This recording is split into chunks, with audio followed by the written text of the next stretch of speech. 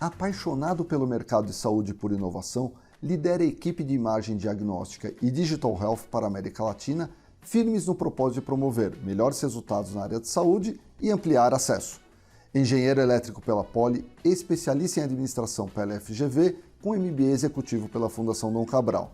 Trabalha há mais de 25 anos na Siemens, onde atualmente é Managing Director de uma divisão da Healthineers para a América Latina. O Café com o CEO tem o prazer de receber o querido amigo Armando Lopes. Alexandre Velilla, empresário, CEO e investidor de startups. Foi eleito em 2020 Profissional do Ano pela ANEFAC.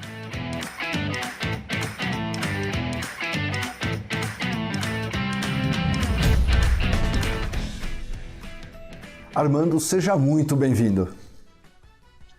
Alexandre, muito obrigado. Obrigado pelo convite, pela oportunidade da gente estar aqui junto para conversar, para trocar experiências, e a todos que estão aí nos assistindo, né, que seja uma jornada aí muito divertida e, mais uma vez, de muito aprendizado. Então, obrigado. Obrigado por a gente estar aqui. Obrigado você.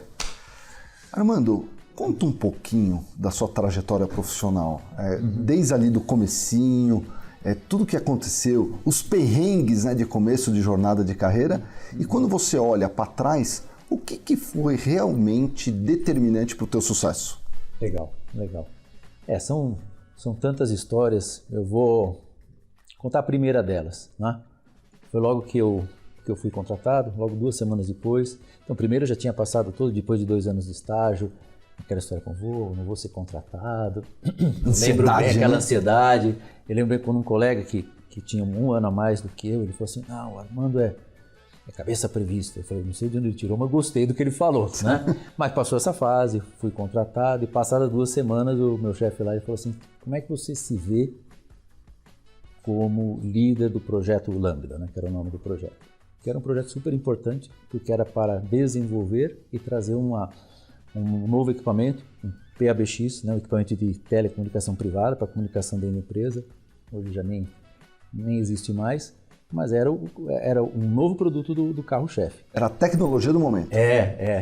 E aí eu me vejo bem, por dentro eu estava... Né?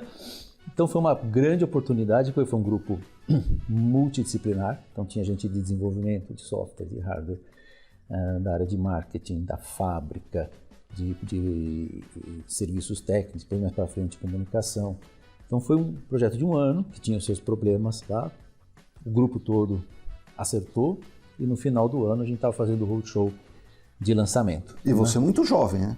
Eu tinha acabado de me formar, e como um dos meus chefes na época falou, foi uma das melhores experiências de liderança, porque você não era... estava além da hierarquia, né? Tinha gente de todas as áreas, e aí o objetivo era ir atrás desse bem comum, dessa ambição comum, que era trazer esse produto para o mercado. Então foi uma tremenda primeira experiência, né, de como você construir, né, um movimento na direção de algo que seria fundamental, né? Foi um baita sucesso, o produto chegou a quase 40% de market share, no mercado que tinha pelo menos 5 grandes players. Então foi um negócio legal, né? E aí quando, né, na sua segunda pergunta, quando a gente olha o que de fato eu vejo, e a gente vai falar bastante sobre isso com várias histórias, é mais do que tudo você gostar do que você está fazendo, né?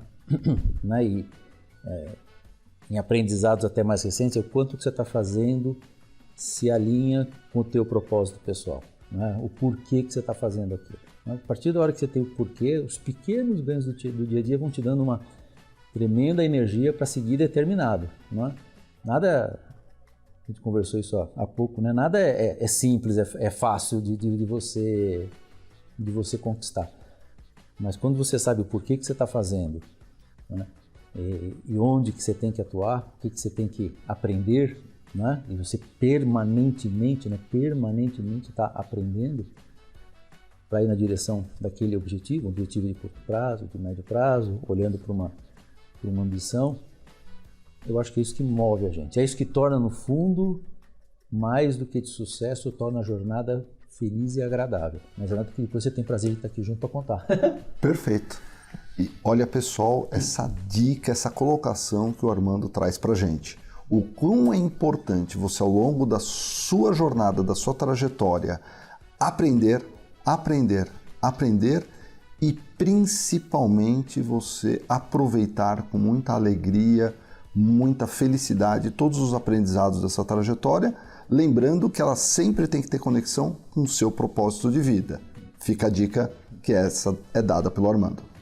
Armando, você chegou agora como número 1 da empresa, como a gente falou, né, uma carreira de sucesso.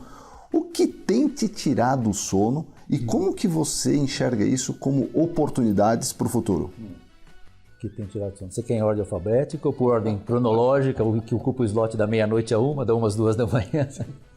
Não, falando sério, acho que mais do que falar em tirar o sono, né, e mais na linha do que você falou das oportunidades, olhando para dentro da empresa, olhando para dentro do grupo, o que mais hoje me ocupa a reflexão, e aí eu vou me apoiar num livro que você com certeza conhece, que é o do Antifrágil. Né? O Antifrágil, ele fala da diferença entre resiliência. Quando a gente fala ser resiliente, soa, no primeiro momento, como algo super positivo, e é. Né? Mas ele reconstrói isso dizendo que o antifrágil é mais poderoso, porque é aquele que sai mais forte das situações, sejam elas boas, sejam elas desfavoráveis. Né? Como você fortalecer a sua musculatura depois de fazer um exercício. E coloca uma série de exemplos. Né? O mundo que a gente vive, né, olhando até o mercado que eu atuo e tenho atuado recentemente, né? Em 2015 aqui no país a gente teve uma baita recessão. Né? O mercado caiu pela metade. Aí depois, mais para frente, tivemos um episódio curto, mas vale alguns exemplos, greve dos caminhoneiros. Quando tiver uma pandemia, mal acabou a pandemia, nós temos uma crise global de supply chain, que afeta componentes, afeta custo, afeta preço. Então, tem os nomes bonitos, VUCA, BANI, tal. Agora, como é que nós nos preparamos para, independente de como é que o vento está soprando, aprender e sair mais forte? Né? Isso, lógico, tem todo o lado técnico, o lado de como engenheiro eu curto, mas tem muito lado da inteligência emocional, né?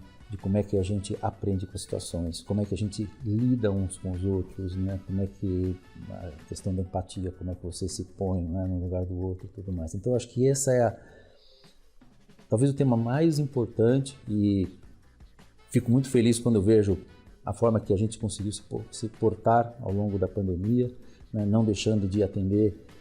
Tinha gente que reparava a máquina dentro do hospital, né? As pessoas estavam lá, né? Fizemos esse movimento do home office, agora estamos aprendendo o híbrido, o work from everywhere, né? Mas a empresa foi bem, atendeu o mercado, né? Na área de saúde ainda, atendeu a população que tinha que fazer.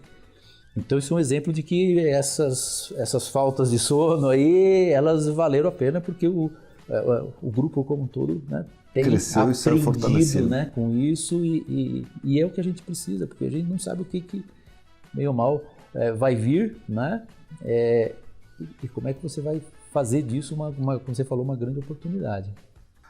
Armando, como a gente falou no início, você é um apaixonado por inovação. Pois é. Conta um pouquinho como tudo começou, o que despertou essa paixão pela inovação. Eu sempre gostei, né? Tava refletindo um pouco sobre como falar sobre isso. Eu lembro que também desde de pequeno na família isso era estimulado. Eu ganhei uma vez da minha avó, pequena, uma caixa de química, né? E lá uma das experiências, você punha fogo no açúcar, o açúcar queimava e borbulhava, né? Aí eu fui lá e peguei, não estava na caixinha, fui lá e peguei um achocolatado. Aí eu fiz a mesma coisa, aí ele ferveu. Aí eu saí correndo, feliz, né? E fui falar lá, até foi uma moça que sempre trabalhou muitos anos em casa, e querida, né? Eu falei, meu, eu descobri que ele tem açúcar. Ela olhou pra mim e falou assim, mas só agora, você tá sabendo disso, né? Mas aí também, eu não me encolhi com isso, falei, não, mas é por causa tal, né? Gostava muito dessas coisas de montar, né? De montagem, como é o Ego, na época era em Rast. E tem uma história muito legal, que para mim talvez um dos primeiros exemplos de como uma liderança inspiradora faz com que as pessoas façam coisas fantásticas. Estava no colegial, professor nosso lá de física, sabe aquele que todo mundo gosta, super carismático e tal, ele conseguiu motivar e engajar quase 40 adolescentes, nossa molecada lá, a fazer um curso de astronomia, né? E a gente participava, ia e aprendia, depois saía para ver estrela e tal. E no meio desse negócio chegou, mais ou menos, um projetinho para você montar, e a palavra é essa, uma geringonça, para tirar foto do céu.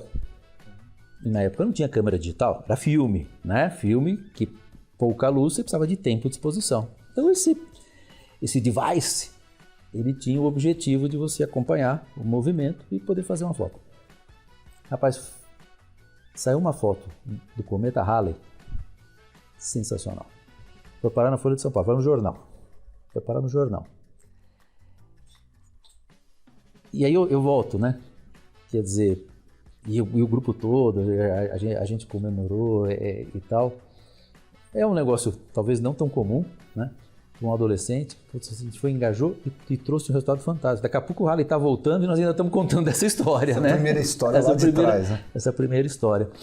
Então essa vontade de fazer algo diferente, de transformar, essa alegria de ver o resultado, né? Que aí nos dá energia para os próximos passos, são essas histórias, como você me perguntou, lá de trás.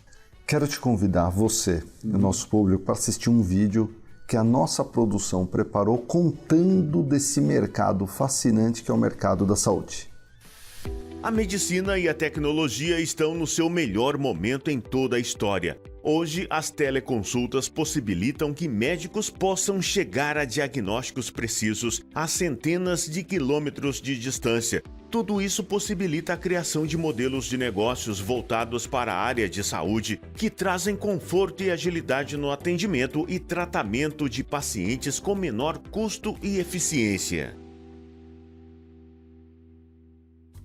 Armando, realmente é um mercado muito grande, com muita inovação, muita tecnologia.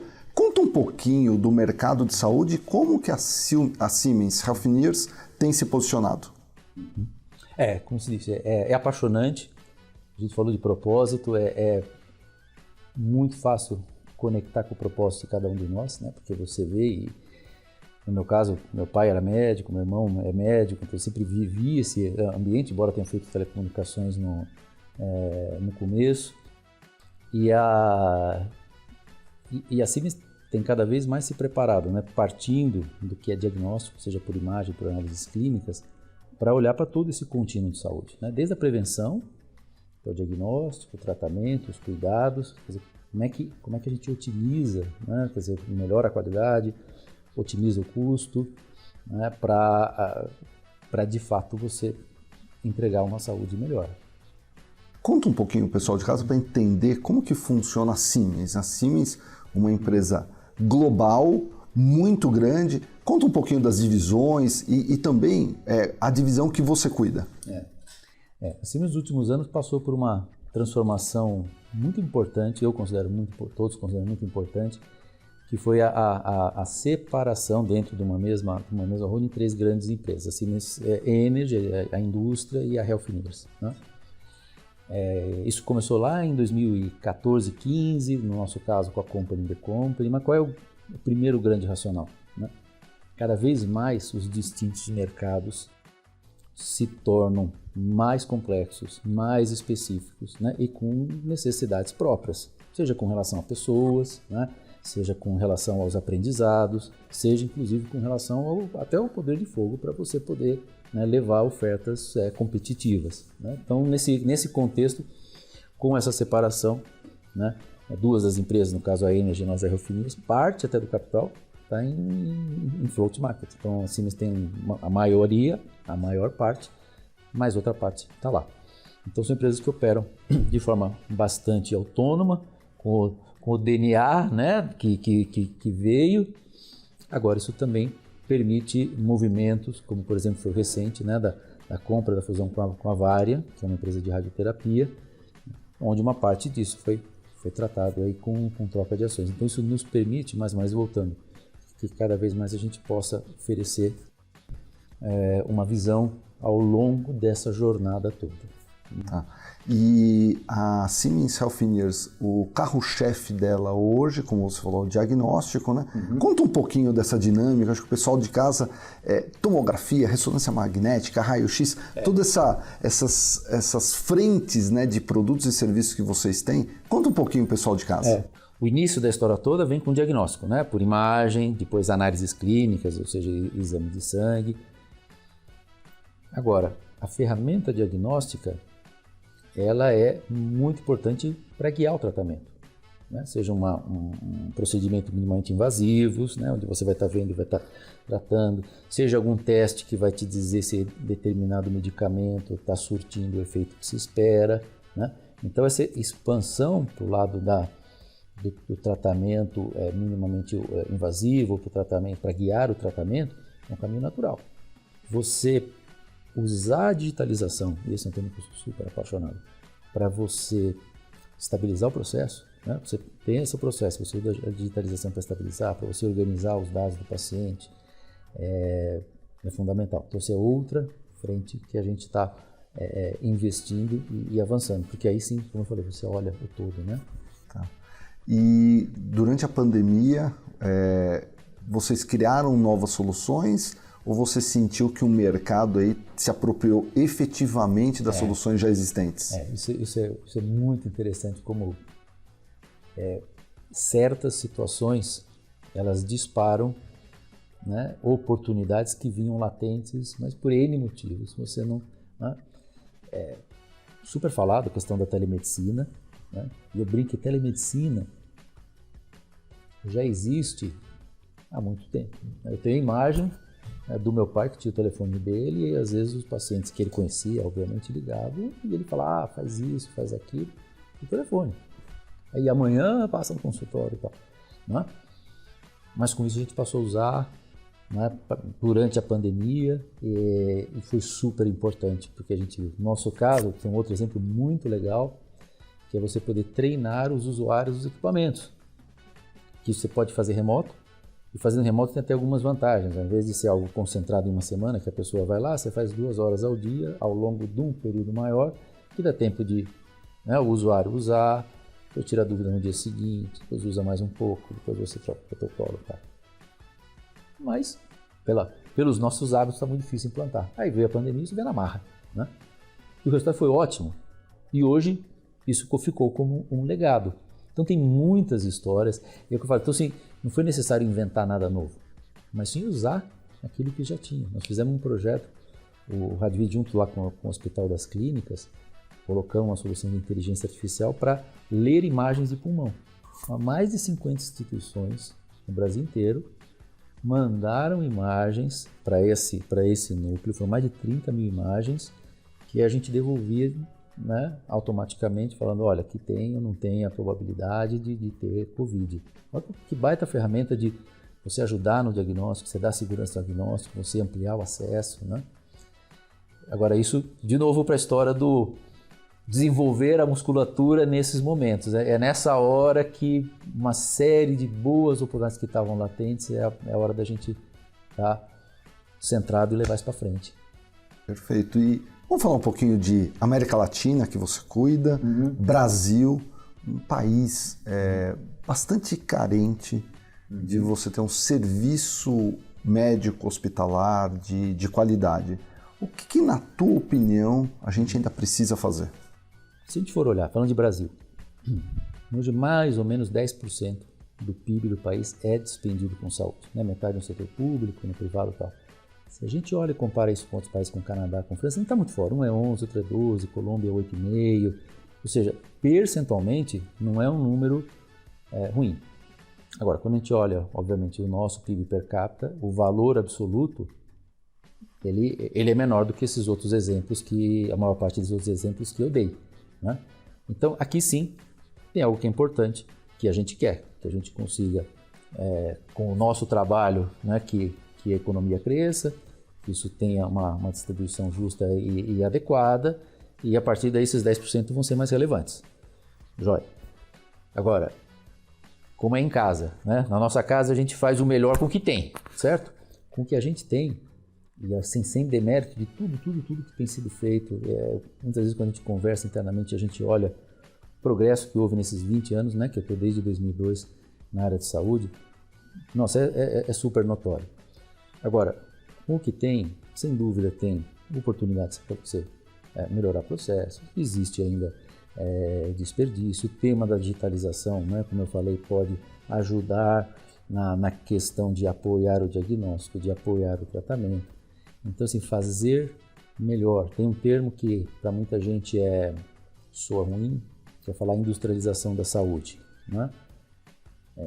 Porque dá aquela impressão de ser desumano. Eu acho que é muito pelo contrário, né? Porque com isso, você tendo um processo estável, né, você consegue melhorar a qualidade e você consegue, inclusive, liberar o tempo do profissional de saúde para ele fazer o olho no olho com o paciente, né? Para poder dar esse conforto para ele. Então isso não diminui, pelo contrário, isso, na minha forma de ver, melhora a humanização.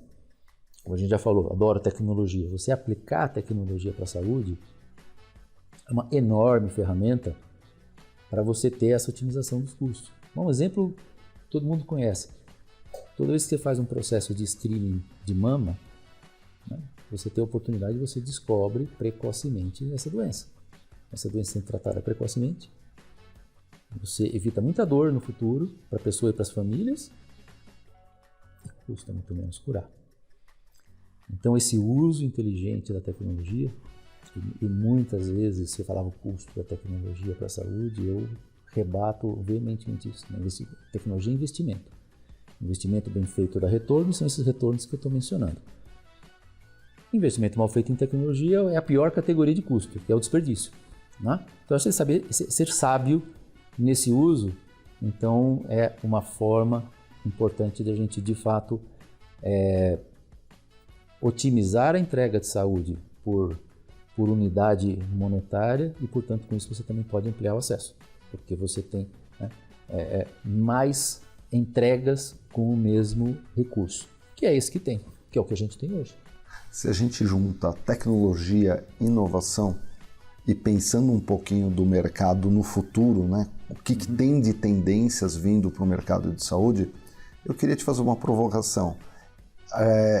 Viver até os 100 anos é uma realidade hoje? Cada vez mais, cada vez mais, cada vez mais. Inclusive eu estive participando de um congresso de previdência, que eu faço parte, sou conselheiro lá da Prev Siemens. E, by the way, sempre, todo ano, quando a gente recalcula a tábua, né, de mortalidade e tal, e a gente vê que estamos, né, cada vez em média vivendo mais, o pessoal diz, culpa de você, da época e tal. Eu falei, então vamos, né?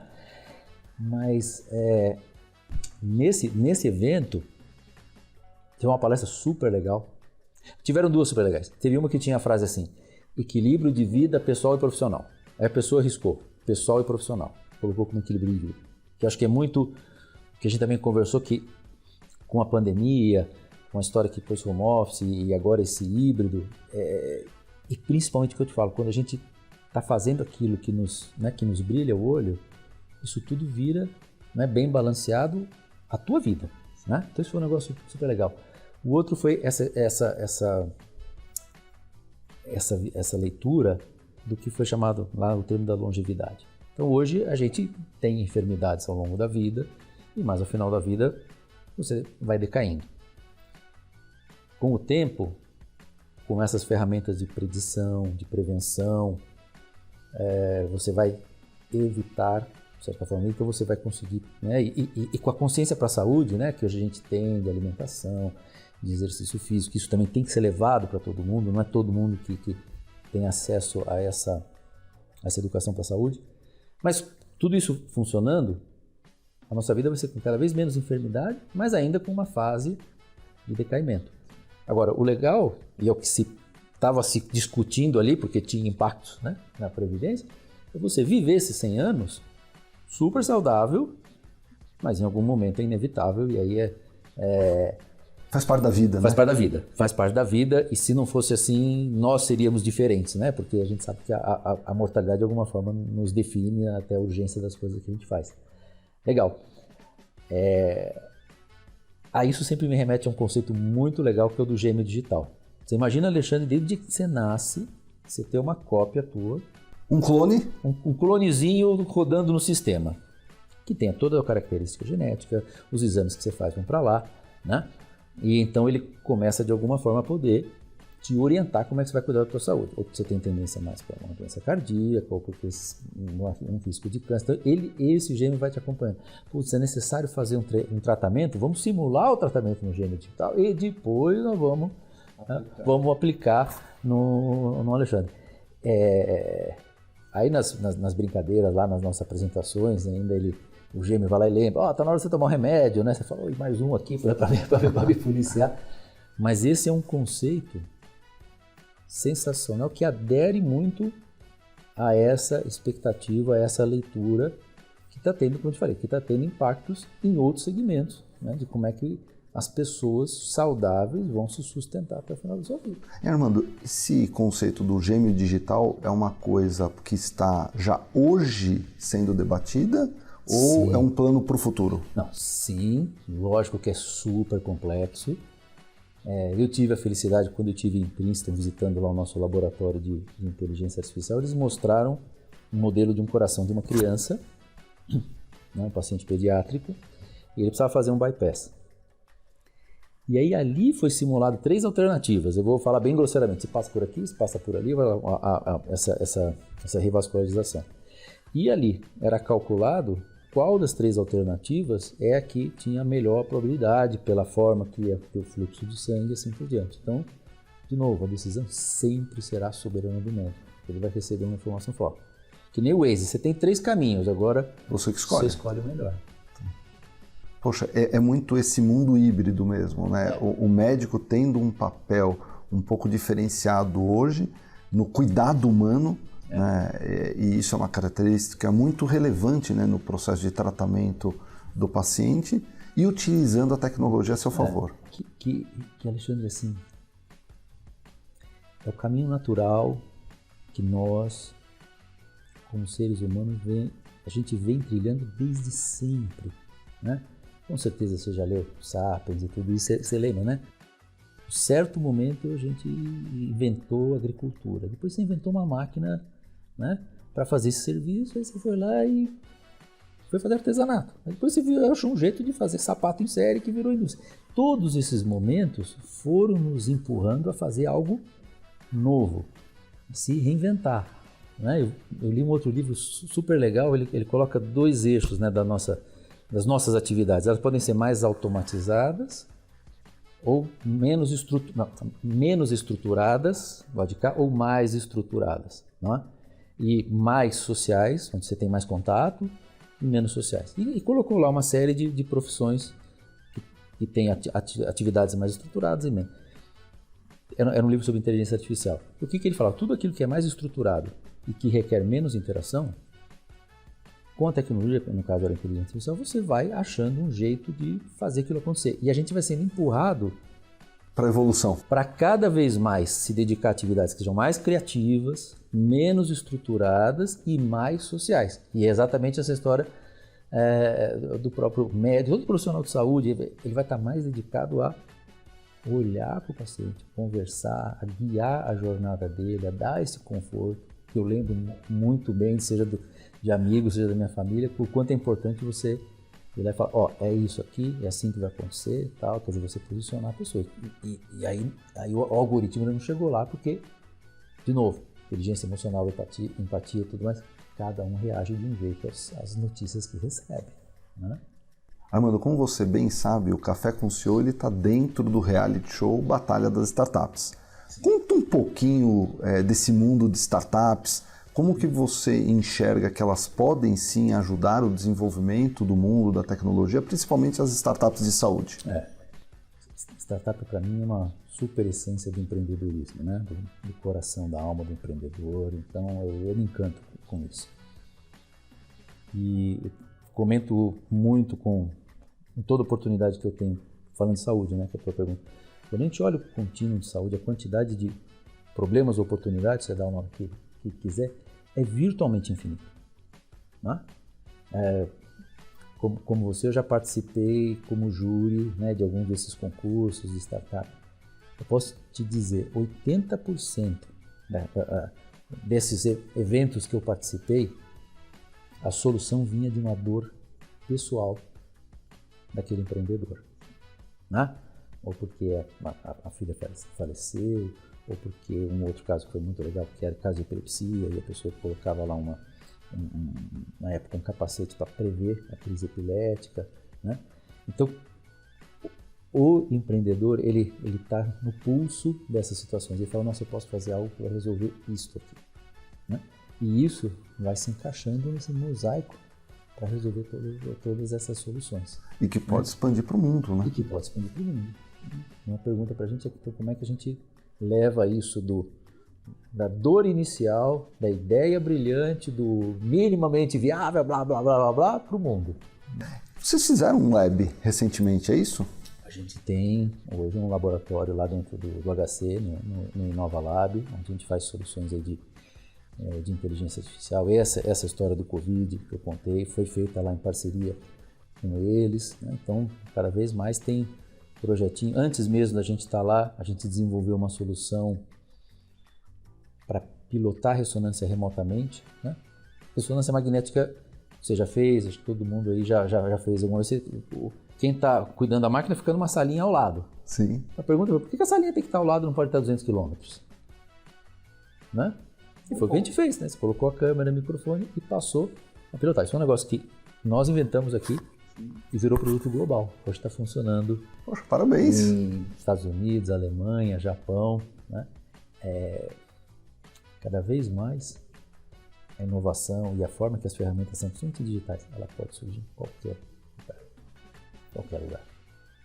Armando, a gente está chegando ao final dessa entrevista, mas antes de terminar, eu queria te convidar a compartilhar com o público de casa que nos assiste agora alguma dica de como atingir o sucesso. A gente falou um pouquinho sobre isso. Eu acho que primeiro de tudo, né, ao longo do tempo, a gente identificar qual é o nosso grande propósito, né? O que move o nosso coração, o que nos dá energia para todo dia sair da cama, lá, fazer, né? Contar essas histórias que a gente está tendo chance de conversar aqui. Acho que esse é o vamos dizer, o combustível básico, é de fato você ter muito, muito claro o que te move. Legal, e aí, atrás disso, qual é a ambição? Né? O que um dia eu vou olhar para trás, e não é um dia, são vários dias, né? Você olha, hoje você me deu o privilégio de lembrar histórias aí da minha infância e da minha adolescência, né? Então, o que eu vou olhar para trás e sentir orgulho? E aí nós estamos na fase romântica. Aí depois vem a fase, bom, agora como? Como é que nós vamos fazer? Como é que nós vamos ter os pequenos passos para medir que a gente andou? O que eu tenho que aprender? Né? Tudo muito rápido. Sempre foi. Acho que se a gente tivesse essa conversa 100 anos atrás, eu ia até dizer, nossa, está tudo cada vez mais rápido. É verdade. E continua sendo cada vez mais rápido. Então, como é que eu aprendo com isso? Né? Então, é permanentemente curioso, permanentemente querendo aprender e de fato agarrar com amor e com paixão aquele teu objetivo, aquela tua ambição. E aí a grande dica é que isso esteja pautado nesse propósito, nessa meta nobre. A meta nobre é aquela coisa que nunca se esgota, né? Você faz, olha para trás, nossa, um monte. Nossa, ainda tem resolvido pela frente. Né? Você vai até os 100 anos, naquele mundo lindo, maravilhoso, que você nunca fica doente. E quando termina, você fala... Ainda falta. Preciso fazer mais. A obra, que nem o Sagrado Coração lá de Barcelona. A obra é linda, mas não está acabada. E não vai ficar acabada. Acho que é isso. Tá joia. Armando, muito obrigado por ter vindo. Foi aqui uma aula, um show. Obrigado. Cara, obrigado pelo tempo e obrigado a todos por estar junto aí com a gente. Valeu. Obrigado.